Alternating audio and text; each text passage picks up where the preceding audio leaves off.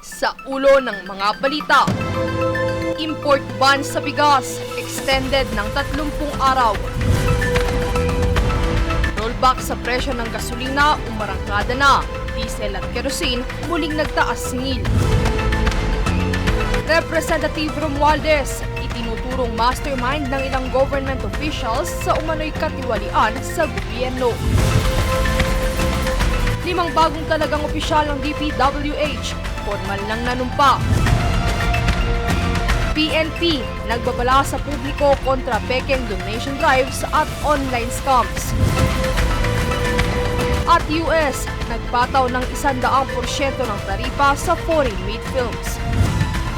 Patas at pantay na balita, komprehensibong ulat para sa pulso ng masa. Ito ang News Force.